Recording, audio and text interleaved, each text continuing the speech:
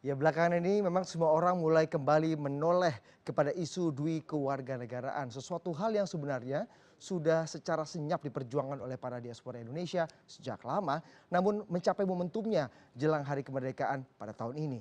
Undang-undang dui kewarganegaraan dianggap perlu untuk mengkonsolidasikan kembali kekuatan Indonesia yang banyak tercerai-berai di seluruh dunia sehingga mungkin saja bisa bermanfaat untuk bangsa kita. Tapi juga muncul pula ketakutan dan keraguan tentang berbagai masalah, misalnya mengenai keamanan ataupun bagaimana menguji nasionalisme yang banyak dipertanyakan.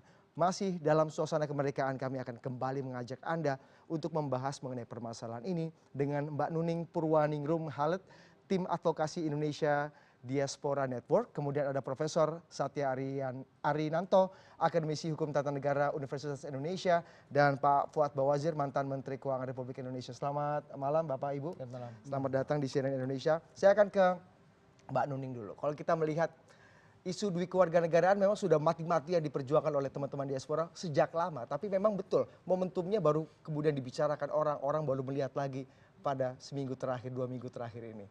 Seberapa, pertanyaan yang sangat prinsipil, seberapa penting kita mengadopsi dui kewarganegaraan sebenarnya? Sebetulnya begini, dui kewarganegaraan itu kan sebagai upaya antisipasi saja bahwa sekarang itu sudah banyak sekali terjadi migrasi. Dan migrasi sekarang polanya kita tidak hanya hidup di negara yang barunya itu dan tinggal di sana selamanya. Tetapi polanya kan menjadi transmigrasi dan terjadi sirkulasi. Oleh karena itu sebetulnya ini masalah resiprokal. Orang diaspora membutuhkan negara Indonesia sebagai tanah airnya dan tanah airnya juga membutuhkan mereka gitu. Cuma bagaimana memformalkan kedua hubungan ini selain dari misalnya dua kewarganegaraan seperti Kalau Mbak itu. Nuning sendiri punya cerita pribadi mengenai masalah dui kewarganegaraan ini, mungkin punya cerita khusus misalnya?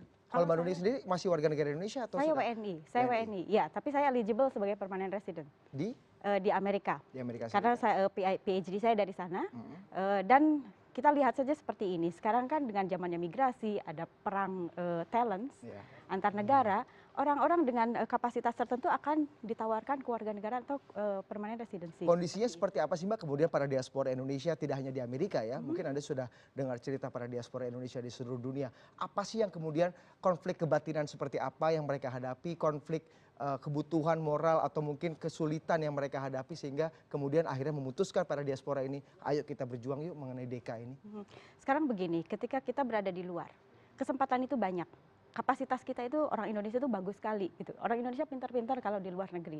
Cuma masalahnya kan ada beberapa hambatan, beberapa lapisan pekerjaan yang memang sudah sangat tinggi atau strategis seperti itu hanya membutuhkan orang-orang yang memang melakukan naturalisasi karena ada security clearance itu. Jadi pada akhirnya mereka biasanya berpindah ke kewarganegaraan lain untuk dapat berkapasitas penuh di negara yang bersangkutan. Jadi menurut Anda agak terpaksa mereka sebenarnya mengambil permanent resident atau jadi warga negara lain gitu? Oke, ya terpaksa itu sebenarnya debatable. Tapi begini, ketika mereka bisa berkapasitas penuh, mereka sebetulnya bisa berkontribusi lebih banyak lagi ke Indonesia dalam bentuk sirkulasi. Logikanya seperti apa tuh Mbak? Sekarang begini, misalnya saya, ketika saya ada di Amerika, itu saya sebagai student. Nah, ketika saya lulus sebagai PhD, sebetulnya saya kan bisa bekerja di sana. Bisa bekerja di sana, tapi saya akan bersaing dengan profesor setempat kan, gitu, yang berkewarganegaraan setempat. Mungkin karir saya akan mentok, tapi karir yang orang yang naturalisasi sebagai warga negara setempat akan bisa lebih jauh lagi menjadi dekan atau menjadi seperti apa. Seperti Karena itu, hambatan-hambatan kalau bukan warga negara setempat itu banyak sekali keuntungan yang bisa didapat kalau kita jadi naturalisasi. Ya. Untuk ngajar bahasa Indonesia saja, saya pernah diinterview dan memang pada akhirnya saya tidak lolos security clearance karena saya bukan warga negara setempat. Ngajar bahasa Indonesia loh, seperti itu. Jadi lebih banyak pertimbangan ya para diaspora kebutuhan untuk ada pijakan sebenarnya atau ada keuntungan lain misalnya? Keuntungan lainnya seperti ini, ketika kita bisa penetrasi jauh di negara baru ini, sebetulnya itu juga membawa nama baik untuk Indonesia. Seperti itu kan? Pertama itu, kedua, jejaring kita, pengaruh kita, influence kita lebih tinggi. Dan influence itu juga bisa kita salurkan ke Indonesia. Network yang kita bawa lebih banyak lagi. Itu yang bisa kita sumbangkan ke Indonesia. Jadi semakin kita jauh dapat menginfiltrasi kesempatan di sana, semakin besar juga kontribusi kita di sini. Hidup diaspora itu transmigrasi. Jadi transmigran dalam arti mereka itu secara simultan hidup di Indonesia dan di negara barunya. Oke. Seperti itu. Pak Fuad, kalau kita melihat tadi alasan-alasan yang sudah diungkapkan oleh Mbak Nuning, dari mulai bagaimana bisa membawa nama baik, kemudian kebutuhan kekeluargaan sendiri juga butuh gitu, kemudian keuntungan-keuntungan ekonomi yang sudah didapat. Seberapa penting ya sih Pak? Kebetulan tadi contohnya Amerika ya, tadi saya ngikuti aja Monggo, Pak Amerika Fuad. gitu ya. Di Amerika itu Mbak Nuning ini pemegang green card, Enggak, presiden. saya Permanen. saya tolak. Ya, tolak. Iya. Nah, tapi belum warga negara. Belum. Antara yang warga negara dengan yang bukan warga negara yang tinggal di sana itu, kalau secara hukum itu bedanya yang saya tahu cuma 3. Yaitu dia tidak kena, yang bukan warga negara Amerika itu nggak kena panggilan militer. Biasanya orang juga semuanya pada nggak suka itu kena panggilan wajib militer. Sekarang lagi nggak ada kebetulan. Ya. Ada juga dia tidak bisa dipilih sebagai juri-juti, Oke. ya hakim-hakim. Untuk juri segala Iya macam. itu. Pak Fuad. Ya kan yang nggak bisa itu. Kemudian hak politik milih dan dipilih. Itu 3. Cuma 3 aja. 3 yang lainnya itu praktis sama. Kita turun dari mobil di Amerika, cuman punya paspor Indonesia nih, bisa nih. Langsung beli mobil, nggak ada masalah kalau Amerika. Langsung beli rumah, nggak ada masalah. Bisa tuh semua hak-hak Turun dari ekonomi mobil, bisa itu turun nih. didapat. Turun nih belum ke hotel nih, beli rumah. Langsung dilayanin boleh. Memang begitu negerinya itu. Beli mobil juga boleh, apa aja itu boleh. Doing bisnis apa itu bang gitu. Jadi sebenarnya nggak ada masalah. Kalau hal yang ceritakan tadi itu kan masalah pengalaman pribadi seperti itu, nggak diskriminasi ini itu. Orang maaf ngomong, orang warga negara hitam pun ataupun Hispanik itu banyak juga yang udah orang Amerika juga, ada di sana orang Amerika ini yang didiskriminasi begini-gini itu masih ada lah gitu. Itu belum bisa hilang seperti hal seperti itu.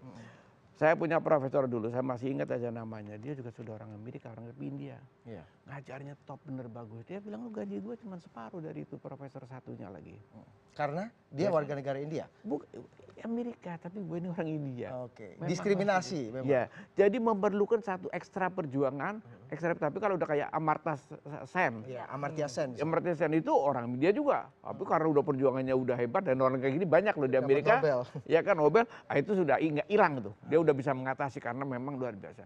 Tapi itu Jadi juga, wajar saja dong kemudian para warga diaspora jadi- itu kemudian terpaksa, mungkin Jadi itu terpaksa karena kondisi. tergantung situasi yang ada yang ngalami gitu, ada yang enggak, ada apa. Kalau Amerika itu negaranya boleh dibilang memang iya, dibilang fair-fair, kadang-kadang juga ada tengil-tengilnya gitu. Tapi on general oke punya. Oke. Jadi nggak terlalu signifikan juga.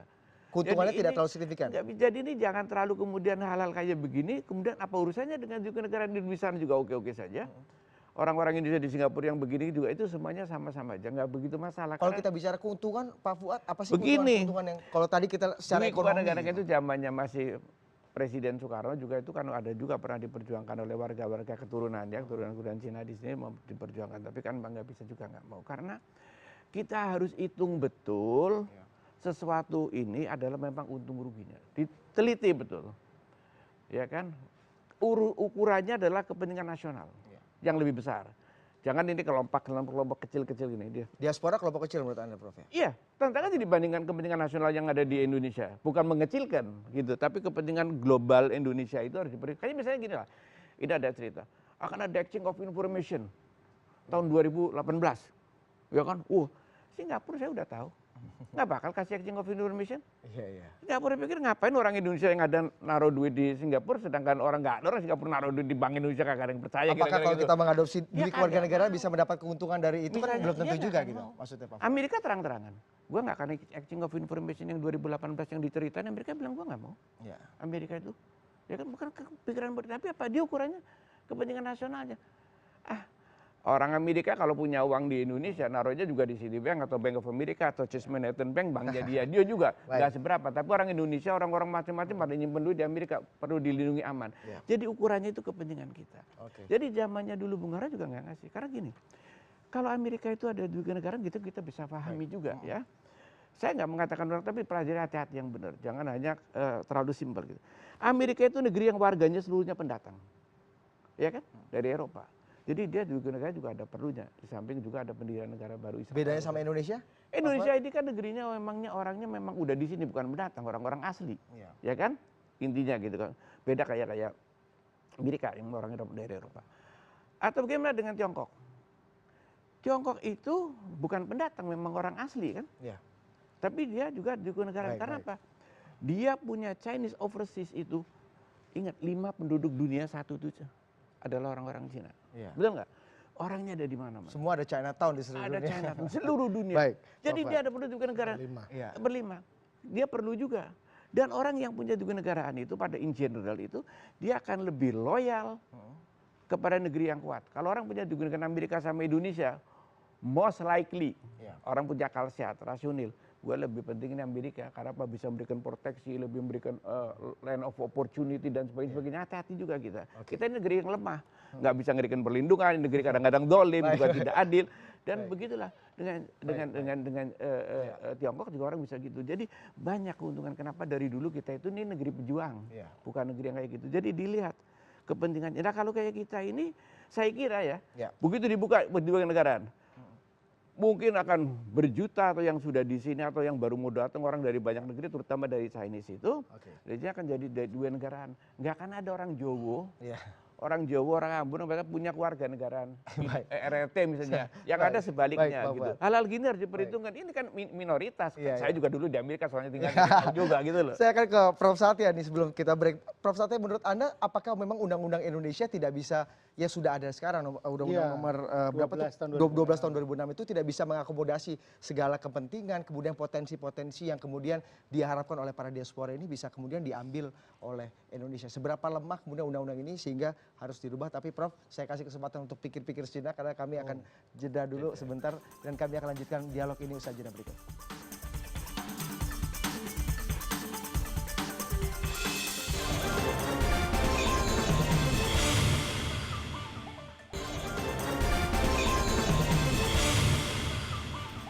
Prof. Satya, kalau tadi kita sudah melihat bagaimana potensi-potensinya yang kemudian belum tergarap karena memang Indonesia belum punya infrastruktur undang-undang dan mungkin keberpihakan politik atau mungkin keberpihakan secara nalar masyarakat mengenai pentingnya di kewarganegaraan. Menurut Anda memang sangat lemah undang-undang kita sehingga perlu direvisi? Kalau dulu memang betul tadi disinggung Pak Fuad, historis dulu kan pernah ada. Misalnya Undang-Undang Nomor 2 tahun 59 yang berusaha menyelesaikan masalah kewarganegaraan orang-orang keturunan Cina. Tapi itu memang tidak efektif. Tapi itu yang duinya yang orang Cinanya, waktu itu keturunan Cina. Nah kemarin waktu Undang-Undang 12 tahun 2006 itu disusun, itu sudah ada permintaan seperti ini, tapi terutama yang kuat waktu itu dari masyarakat perkawinan campuran, begitu, yaitu orang Indonesia, terutama yang perempuan yang menikah dengan warga negara asing. Nah itu ada mungkin ada nestapa mungkin yang mereka. Oh banyak, saya Misalnya dicerita ya mereka ada masalah rumah tangga, kemudian perempuan lari ke sini, terus anaknya nyusul, terus dia bisa stateless segala macam begitu. Itu yang saya terima cerita dari mereka. Waktu itu bulan saya kenal dekat dengan. Tapi itu cerita kalau dia nggak ngurus loh Pak ya. Kalau dia ya waktu itu keluarnya begitu. Nah terus diakomodasi dengan sebenarnya kita sudah menganut keluarga negara ganda terbatas. Terbatasnya seperti apa? Yang campuran bisa Anda. Sampai usia 21 tahun. 18 itu mulainya Pak, batas bawahnya. Terus dia dikasih waktu 3 tahun, sejak 18 tahun itu diberi waktu 3 tahun untuk menentukan. Jadi dia boleh berkeluarga ganda sampai umur 21. Sudah cukup kompromistis berarti Yong? Iya. Ada, waktu itu karena sudah. itu kawin campur tapi loh. Iya yang kawin campur. Tapi kan waktu itu memang ada misalnya kepentingan-kepentingan apa kalau dia warga negaranya tetap dipertahankan, misalnya dia Amerika karena lahir di sana. Katanya kalau ada warga negara sana tuition fee-nya lebih murah. Nah, kenapa nggak 21 itu dinaikkan batasnya? Jadi pragmatis saja sebenarnya pilihan itu lebih ke pragmatis. Nggak setuju Mbak Nuning, pragmatisme. Jadi begini, sebetulnya secara administratif sekarang itu yang anak-anak dual citizen itu kan mereka banyak yang sudah 18 sampai 21 tahun. Sudah. Ketika mereka surrendering warga negara asingnya, ternyata 44 negara yang tadi disebut tidak pernah melepaskan status kewarganegaraan mereka. Jadi walaupun anak-anak ini misalnya mendeklarasikan sebagai WNI, tapi ketika dia mendaftarkan visa ke negara dia yang dulu itu yang pernah disurrender, dia bakalan dikasih paspor. Itu kejadian.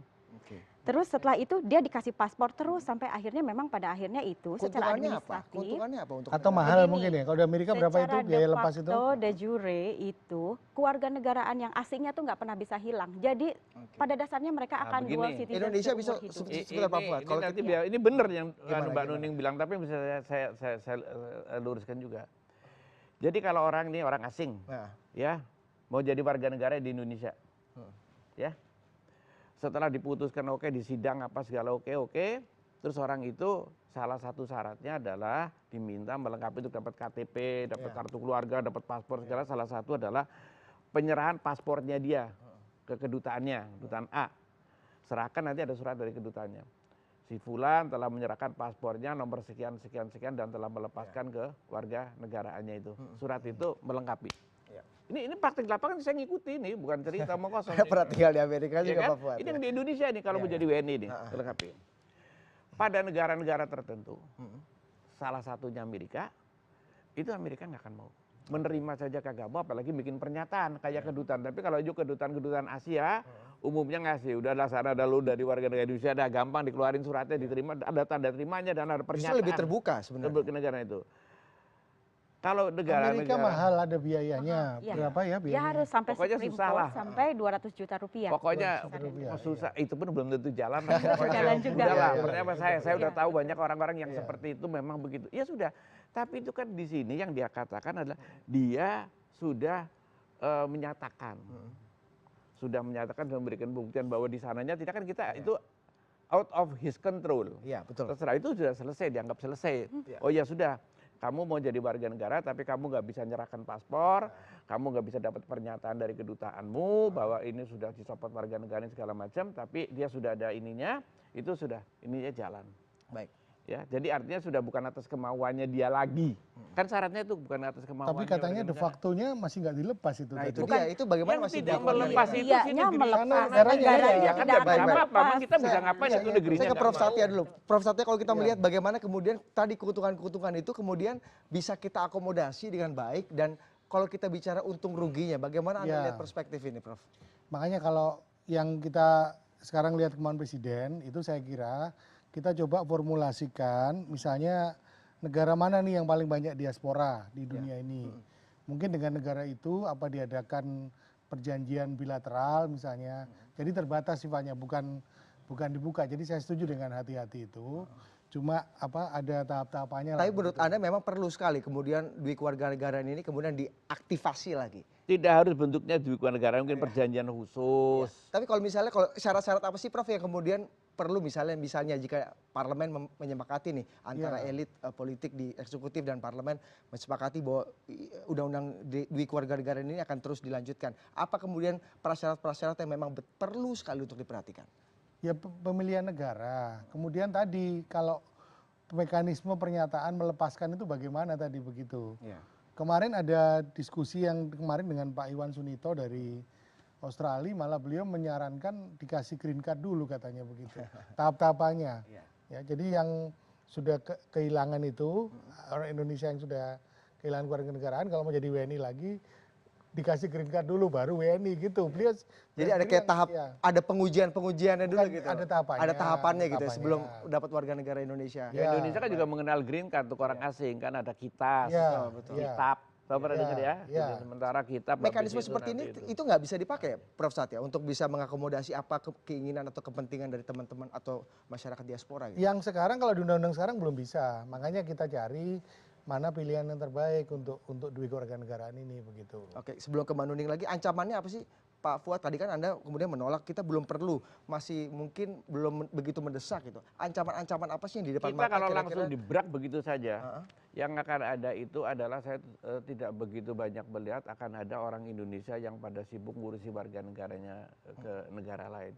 Yang ada adalah akan mungkin ada berjuta-juta, terus terang aja, terutama dari warga RRC Tiongkok. Oke, jadi banyak warga kesini, Tiongkok yang pengen jadi warga Iya, negara nggak akan Indonesia. ada orang Jawa, orang Ambon misalnya yang pada ribut ngurusi warga negara ke sana.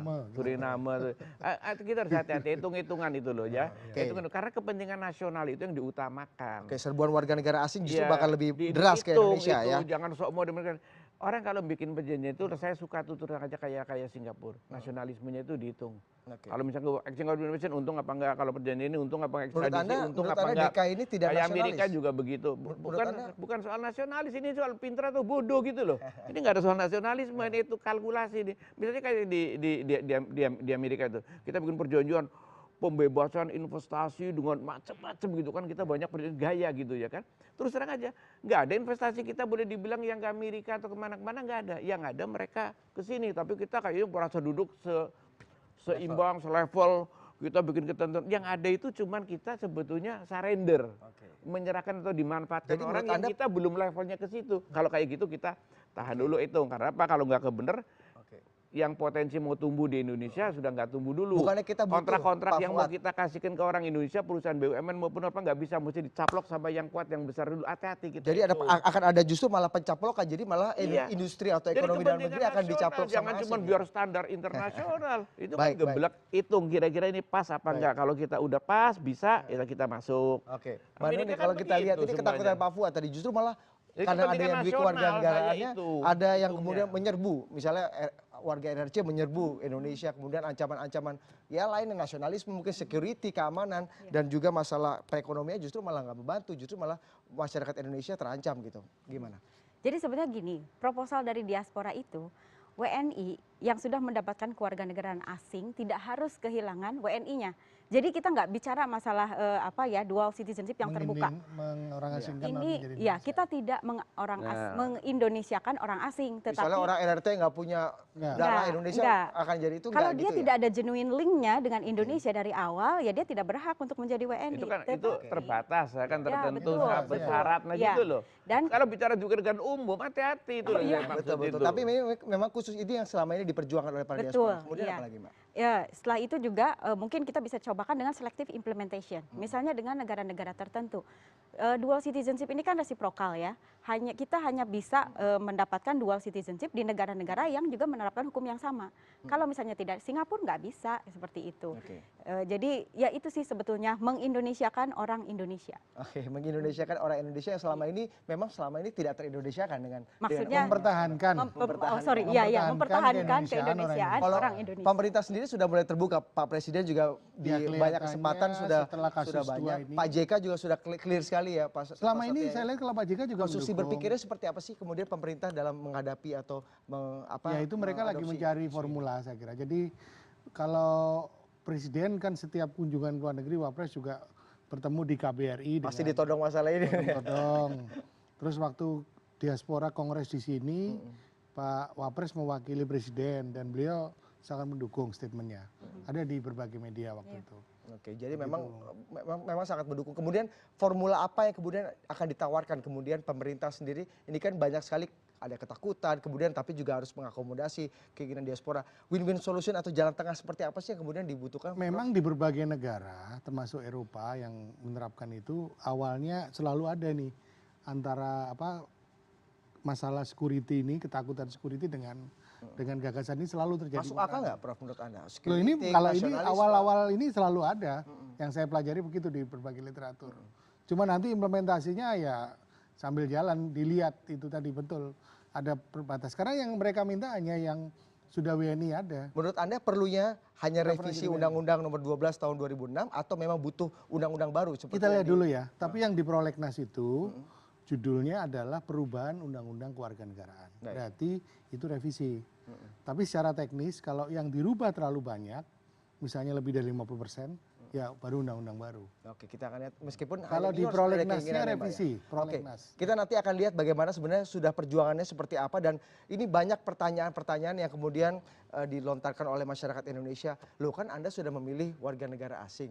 Berarti Anda perlu dikhawatirkan dong rasa nasionalismenya, cinta tanah airnya. Bagaimana kita bisa berharap kontribusi Anda kepada Indonesia jika Anda telah memilih jadi warga negara asing. Kita akan bahas itu. Amerika yang mengenal duit warga negaraan aja, kalau orangnya menduduki jabatan strategis atau sumpah ini itu jadi apa, dia itu bermasalah lagi. Nah, kita akan bahas nih Pak Fuad. Itu artinya semua negara itu ukurannya itu kepentingan nasional, bukan kepentingan grup kasihan diaspora, kasihan orang yang kerja TKI TKW. Nah, makanya Seluruh kita karena itu harus perlu diuji kepentingan lagi tuh, Pak diuji Fuad, ya. seluruhnya kepentingan nasionalnya itu bagaimana gitu. Baik, kita Jadi akan tidak uji genit bagaimana gitu loh. Pak Fuad, kita akan Ya. uji kepentingan nasionalnya usaha jeda berikut ini, kami akan segera kembali.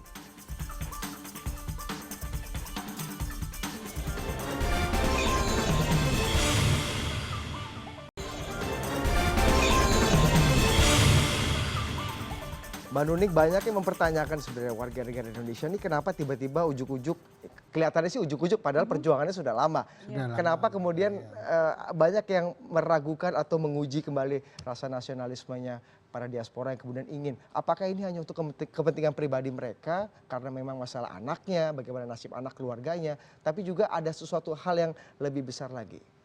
Sebetulnya masalah kewarganegaraan itu bukan cuma administratif, tapi masalah emosional juga ya. Di proposal kita itu sebetulnya itu pun kita tawarkan hanya sampai keturunan kedua, tidak lebih dari itu. Jadi masih genuine linknya masih bisa diuji, kalau misalnya itu yang dikhawatirkan. Kemudian yang tidak pernah kita pertimbangkan adalah mereka itu selalu ingin pulang. Orang Indonesia yang exile dimanapun selalu merindukan pulang, tapi mereka tidak bisa. Mereka Tradisi blacklist mudiknya masih ada tuh ya. kalau bisa pulang. Iya. Yang di Suriname itu setiap tahun tuh selalu datang ke Jawa untuk melakukan bakti sosial, mengadakan kongres atau apalah itu seperti Kalau itu. ingin kembali pulang kan nggak harus jadi Kan warga negara tidak Indonesia. terhalang. Masalahnya mereka ingin meninggal dan dikubur di Indonesia. Mungkin ini terlihat sepele. Kita belum ke sana. Aturan-aturan kita, setiap orang yang sudah berwarga negara asing datang ke Indonesia harus mempunyai kitas atau kitab. Dan menurut pengalaman sampai saat ini kitab itu mahalnya luar biasa. Itu perpanjangan bisa memakan 60 juta seperti itu untuk mereka. Jadi apakah Biayanya banyak yang tidak resmi. Iya. apakah WNA, apakah ex-WNI yang sudah WNA ini harus diperlakukan sama dengan orang asing ketika mereka ingin pulang ke rumah?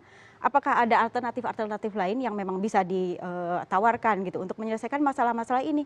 Ikatan emosi juga seperti Untuk masalah keluarga misalnya nasib anak, kemudian masalah masa depan anak ini ada dipertimbangkan juga nggak Mbak misalnya? masa depan sebetulnya itu masalah pilihan. Banyak yang pada akhirnya memilih hanya tinggal di Indonesia. Seperti itu. Kalau misalnya tadi menurut Pak Satya karena kalau misalnya tinggal di sana biaya kuliahnya lebih mudah segala macam. Tapi buat saya kalau dari Indonesia lebih enak lagi. Kita bisa dapat beasiswa seperti itu kan. Kita bisa apply beasiswa. Jadi kalau itu sih sebetulnya pertimbangan-pertimbangan pragmatis. Kalau di Amerika itu memang yang banyak kampus itu banyak kan punya tuitionnya itu ada 3. Apa tuh Pak? Yang paling mahal orang asing. Kedua orang Amerika tapi bukan dari negara bagian itu. Terus orang dari universitas dari negara bagian itu paling murah. Jadi makanya kenapa Jadi banyak walaupun orang sama-sama orang Amerika mau masuk ke satu universitas di situ beda-beda. Oh lu dari state ini murah ini lebih itu hal yang lain. Itu menurut saya itu nothing to do bener dengan soal warga negara itu sekolah sebentar juga bisa juga. Tapi bisa dikompromikan tanpa harus mengadopsi Jadi dua keluarga ini negara. kalau saya itu itu sih it goes sebetulnya too enak far dari gitu loh. Indonesia cari beasiswa ke Kalau sana gratis. Orang asing di sini banyak bener kan? Iya. Ada mungkin ada 100.000 orang asing di Indonesia itu, ya kan? Ya pada pegang green cardnya sini lah, itu kitab apa Kalau segala kita kan macam. bicara Nggak potensi, ribut juga. tadi segala 1001 potensi yang sudah tadi Mbak Nuning ungkapkan. Apakah misalnya dengan potensi-potensi yang bisa dilakukan diberikan untuk bangsa katanya, apakah harus dengan dual citizenship ini? Maksudnya kan kita bisa memberikan kontribusi tanpa harus jadi warga negara Indonesia juga misalnya. Sebetulnya secara konseptual dual citizenship yang 44 negara itu yang mereka itu mengakomodasi warga negaranya supaya walaupun mereka sudah pindah ke negara lain itu karena itu kebutuhan mereka sebagai extended nation. Jadi orang-orang bangsa misalnya bangsa Indonesia, ex warga negara Indonesia yang sudah di luar itu maunya kita kan mereka itu dirangkul sebagai extended nation kita. Kalau misalnya suatu waktu negara butuh, mereka tinggal dipanggil seperti itu. Tetapi pada saat yang sama, mereka bisa berkapasitas penuh di negara keduanya. Seperti itu. Oke, kalau Prof, maksudnya bagaimana kemudian potensi-potensi ini bisa Kalau warga negara dimaksimalkan? double kalau ada panggilan militer di sana, panggilan militer di sini gimana tuh? Pada akhirnya itu pilihan pribadi. Nanti kelihatan allegiance-nya ada di mana seperti itu. Gimana? Atau kalau negaranya perang gimana? Pak Kan Satya, masalah itu. Pak Satya, gimana kita bisa menangkap kemudian apa yang potensi-potensi itu misalnya dengan undang-undang yang baru dan sebagaimana kemudian undang-undang kita tidak bisa mengadopsi atau mengakomodasi apa yang sudah Bisa kalau dirubah. Tadi misalnya apa batasnya itu dinaikkan, terus ada persyaratan terbatas tadi. Kemudian mungkin dengan perjanjian bilateral seperti dari 44 negara kan modelnya macam-macam itu. Kalau potensi-potensi itu memang selama ini banyak terhalang gitu, Prof. Satya, dengan undang-undang keterbatasan undang-undang yang ada sehingga potensi-potensi yang tadi sudah diungkapkan oleh Mbak Nuning Ada halangan, tetapi setahu saya di Kemenkumham itu sudah berusaha untuk memudahkan, tapi dari sisi keimigrasian.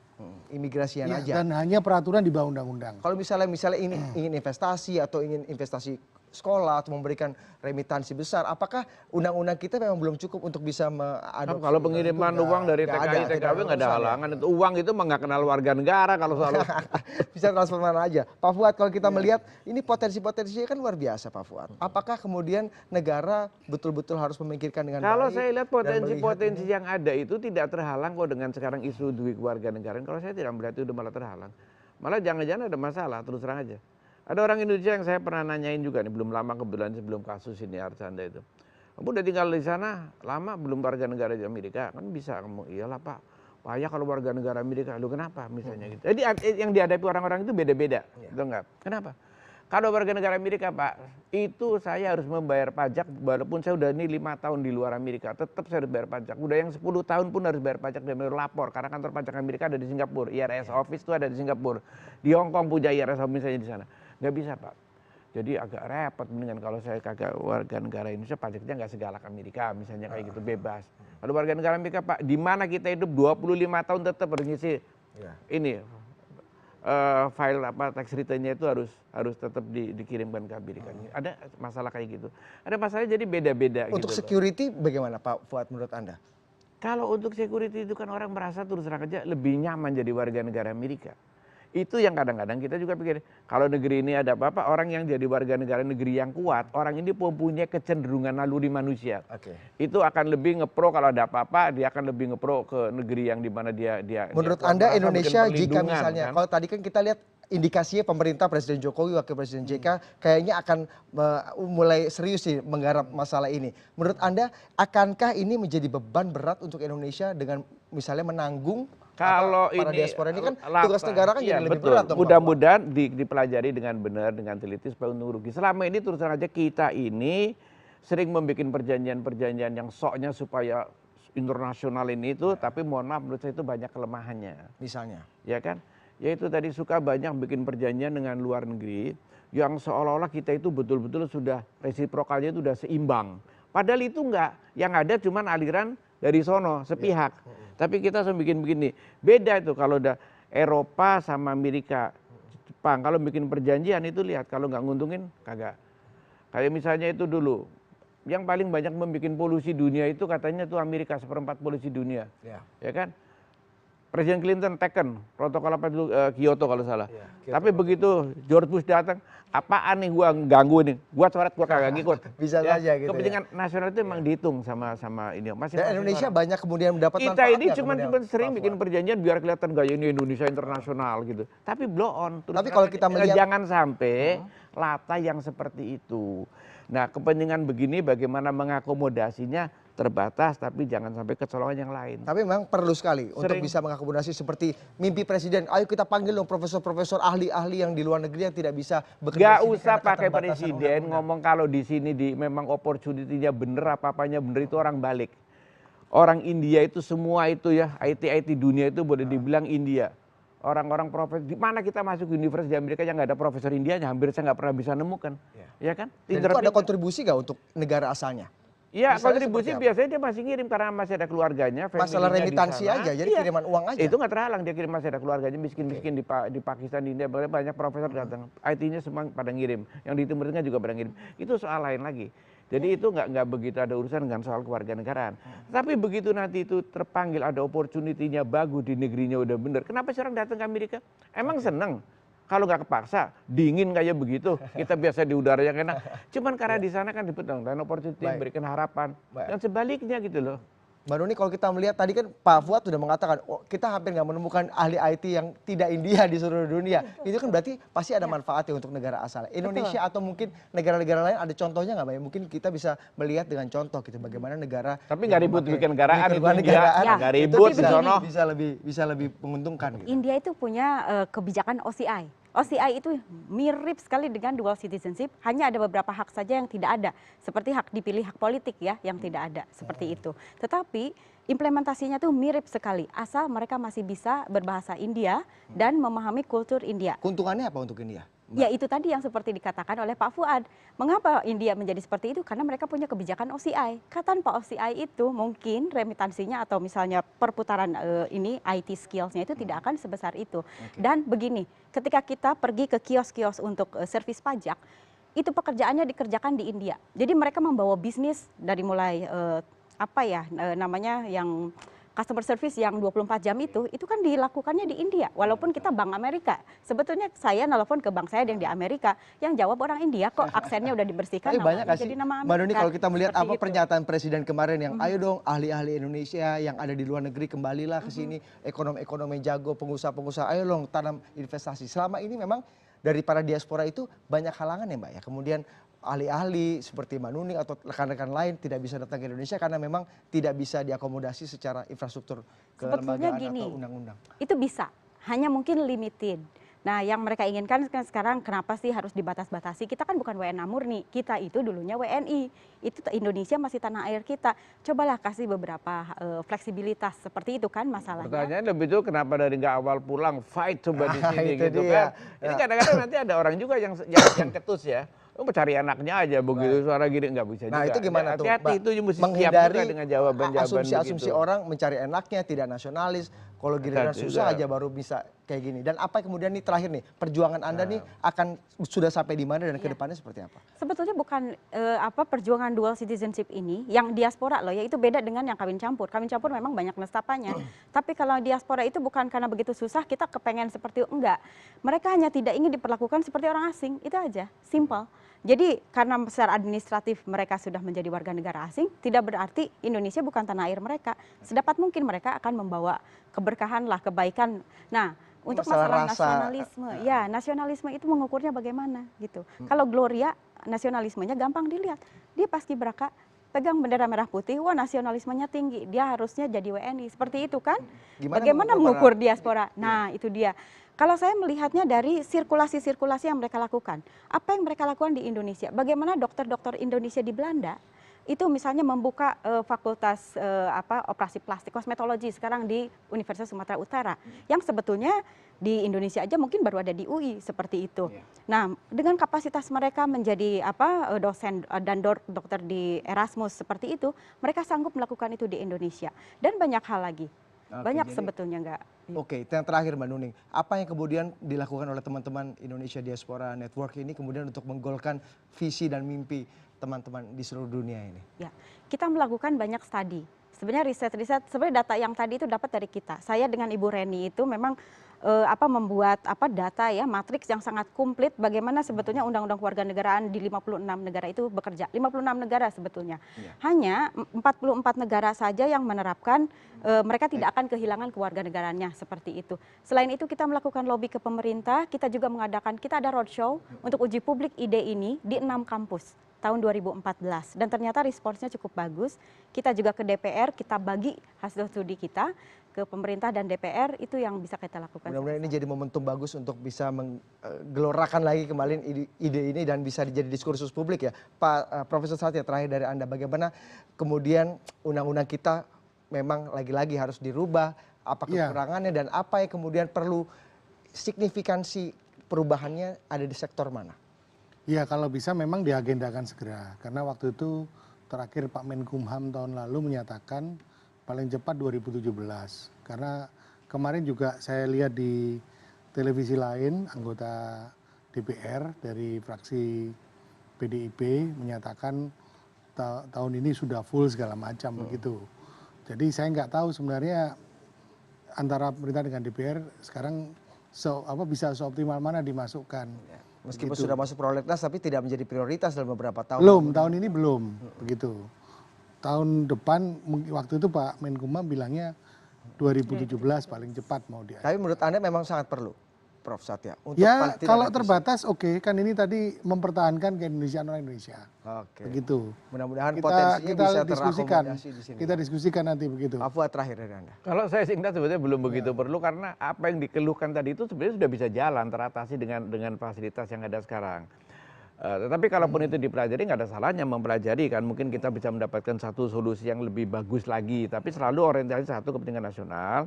Jangan sampai misalnya ya bahwa peluang-peluang yang ada di Indonesia itu justru malah tiba-tiba tenaga kerja ini itu segala macam itu diambilin sama tenaga-tenaga asing. Jangan sampai itu seperti itu yang kejadian gitu kan, kita sendiri lagi kehilangan jadi nggak bangkit. Itu kan sekarang banyak yang seperti itu, unfair. Kita sering melakukan kebijakan terus yang against kita punya nasionalisme sendiri. Pengertian nasionalisme di sini itu jangan dibagian barang abstrak, terus terang aja. Baik. Kita bisnis yang mestinya kita itu nggak bisa yang di tempat lain sebaliknya. Itu jangan sampai yang seperti itu mendiskriminasi, ya. Barang kalau yang produksi luar negeri bebas pajak-pajak. Ini barang modal nih, yang dari luar negeri bebas pajak, tapi barang produksi, barang kapital sama yang dari dalam negeri dipajekin. Itu kan cuma di Indonesia yang ada itu. Justru nasionalisme itu harus dimulai dari kita sendiri ya. Bagaimana Pak Fuad Justru kita sering memberikan keistimewaan kepada orang luar, barang luar against atau mendiskriminasi negatif kepada kita. Jangan sampai seperti itu. Hanya untuk dapat pujian, itu yang saya harus waspadain. Kita lihat bagaimana perkembangannya ke depan. Mudah-mudahan teman-teman diaspora masih tetap bisa berjuang dan apa yang dicita-citakan bisa goal. Pak Fuad juga harus terus bagaimana ide-ide ini harus didiskursuskan kembali sehingga harus bermaksimal atau outputnya harus lebih maksimal untuk kepentingan Indonesia. Terima kasih Bapak-Bapak. Terima kasih.